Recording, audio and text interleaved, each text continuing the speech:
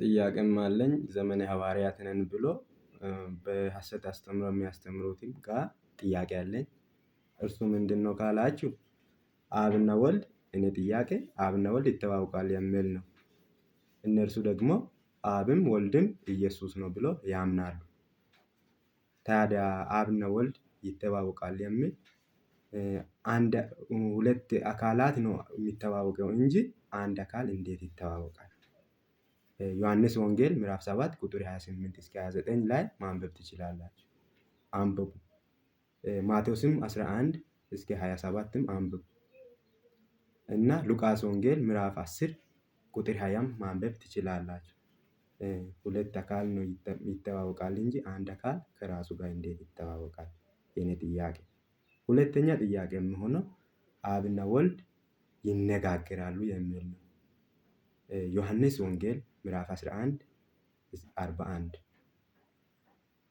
ሁለት አካል ይነጋገራል እንጂ አንድ አካል ከራሱ ጋር እንዴት ይነጋገራል? ይሄም ከእናንተ ይጠብቃሉ መልሱን ማለት ነው። ማቴዎስ ወንጌል 26 እስከ 26 ማንበብም ትችላላችሁ። ሉቃስ ወንጌል 24 30 ማንበብ ትችላላችሁ። እንዴት ከራሱ ጋር ይነጋገራል? ሶስተኛ የሚሆነው ጥያቄ አብና ወልድ አብ ወልድን ልኮታል።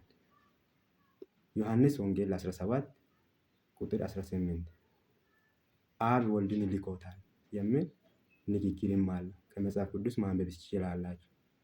ዮሐንስ ወንጌል ምዕራፍ 17 ቁጥር 18 ኢየሱስ ተላኪ ሆኖ አብ ልኮታል።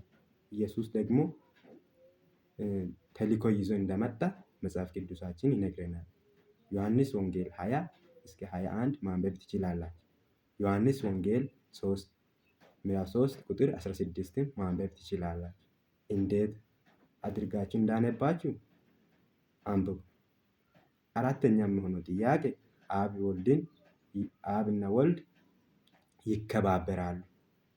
ዮሐንስ ወንጌል 17 ቁጥር 1 እና ዮሐንስ ወንጌል ምዕራፍ 8 ቁጥር እስከ 17 ማንበብ ትችላላችሁ።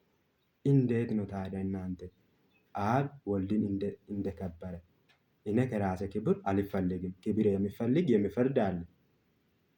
ታዲያ እንዴት ነው እናንተ የምታነቡ?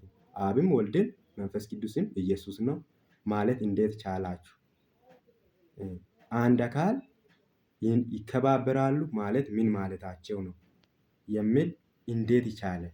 እናንተ እና እኔና እንከባበራለን ማለት ትርጉሙ ምንድነው? ጥያቄ ለእናንተ እተዋለሁ። መልሱ በኮሜንት እንድታስቀምጡ እፈልጋለሁ። ኢየሱስ አብ አይደለም፣ ኢየሱስ የአብ ልጅ ነው ማለት እወዳችኋለሁ።